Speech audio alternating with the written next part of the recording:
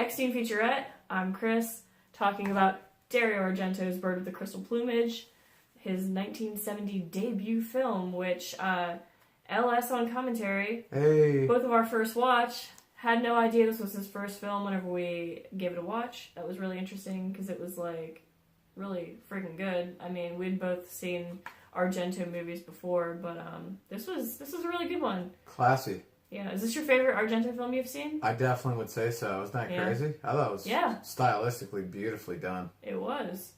Got the Arrow video release. Got this sweet bird lady, crawling through feathers and blood. Got the reversible artwork with the Italian version. No bird, just a chick. So, really sweet release with a bunch of special features that I'll talk about later. But to give the film a little summary, I mean, it's been around forever, so you've probably already seen it. I don't know, I guess we haven't, right? Nah. So, it started out with this American dude, obviously takes place in Italy, it's an Argento film. So, this American guy, he's like a writer, he's walking down the street, very atmospheric, as, Argento movies are, and, he witnesses, like, this struggle. He starts paying attention to what's going on inside this building, and it's like an attempted murder.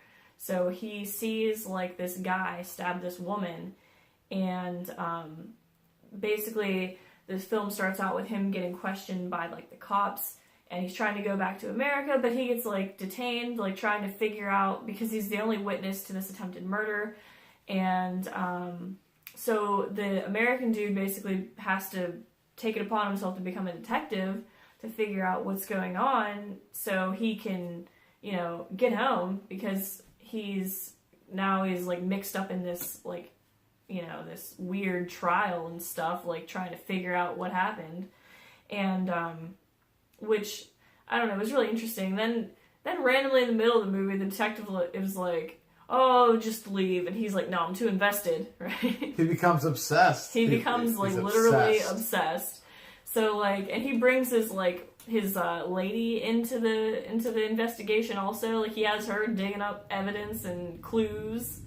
The one, like, the key, I guess, to unlocking, like, the secret is, like, the weird artist dude in the painting. Which I wanna find that painting and put it on my wall because it was just bizarre. I agree. So beautiful. There's a weird painting with, like, depicting some murder, or not a murder, but like a crime, like a really violent crime, in this really serene, like, landscape. There's, like, this crime, and that is, like, he's obsessing over it. He, like, goes to this weird, like, art antiques dealer and, like, finds this painting and borrows it. I mean, the guy's thinking about it while he's making love to his woman. He just can't stop thinking about it nonstop. It was like, yeah, it was pretty insane. Like, so he goes to, like, meet the artist that made this painting because, like, and that was probably, like, one of my favorite parts of the film was, like, whenever he goes to, like, this weird boarded up, like, stone, like, it looked like a little mini mansion or something. It was all boarded up. The artist is, like, nuts. He lets down a ladder, and the guy climbs up it. He's, like, obviously, like, a insane artist. Like, he has, like, stuff everywhere. He's, like, living in seclusion because he doesn't want people, like, bothering him. He tells the dude he's eating cat. He has, like, all these cats holed up in a crate. That was hilarious. My favorite line from the artist, he was like, oh, I just do mystical stuff now. And the guy's like, why? And he's like, because I feel mystical. That dude was awesome. I feel mystical. That dude was weird. He's like, nobody comes up here unless I want them to.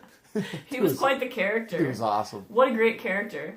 Actually, like, all the characters in this were really good. The detective was, like... Oh, the inspector was legit. Like, he was boss. Yeah, he was boss. Amazing. So, I don't know. I mean, I don't really want to spoil the ending to this one, because it is just so good. Like, you should definitely pick this up and watch it, because it is so good, and there's so many special features on it, and it definitely deserves to be part of your collection if you're, into Argento or just, like, really cool, like, mystery, flicks and stuff like that. really atmospheric. The music was amazing, as you would expect. Yeah, the score was epic. Oh my gosh, it was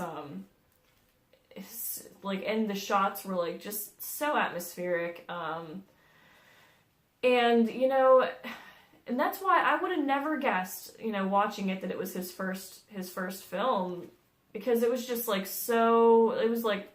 It was everything you would think of whenever you think of like an Argento flick. It was just like all those things, and it was his first one. It was really, you know, interesting.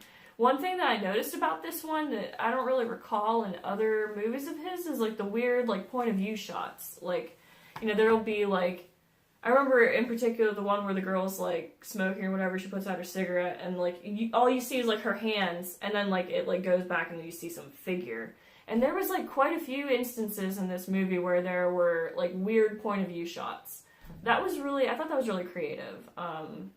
It definitely, there was a lot of really interesting choices made in this movie. But well, Argento's definitely an artist for sure. No Look doubt. at the black glove insert shot on the menu, even like little stuff like that is awesome. Yeah, just details like that. So for, you know, to dive into some of these special features on here, like, you know, first of all, this transfer was really good looking. Like the quality was just it was really clear. It says original, you know, mono Italian and English soundtracks, English subtitles for the Italian soundtrack. It says new audio commentary by Troy Howarth, author of So Deadly, So Perverse, 50 Years of Italian Giallo Films, The Power of Perception, a visual essay on the cinema of Argento, which we watched a little bit of that, and that was really interesting. Yeah. Definitely would I'll watch more of that. There's there's a bunch of like video essays, I guess you would call them. They're not really like interviews. There are some interviews on here. It says new interview with writer-director Dario Argento's on here. So there's quite a few interviews, and a new interview with one of the actors, Garula the Pimp. Speaking of pimps, remember that what was his name? So Long? So Long. The characters in this movie are just hilarious. All of them. They were just amazing. So well written. For sure. Yeah, we'll definitely be watching this again. I think I could watch this many more times. Rewatch value is super high. Yeah, just to pick up like all the things that, you know. It's definitely one I feel like when you do rewatch, you'll be able to notice so many things you missed the first time around too. Definitely. So we will definitely be watching this in the future, and you know, maybe you could give some more Argento movies a chance. I'd say this one like surpassed Suspiria for me so by miles. Like I like this one a lot better than Suspiria. I would agree. I think Tenebrae is still like one of my favorites, but okay. But yeah, this is definitely up there now. So give it a watch, and we'll be reviewing some more stuff in the future. All right.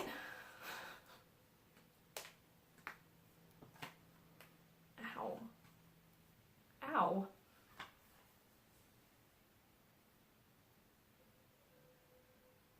Dave Mustaine. Megadeth? Okay.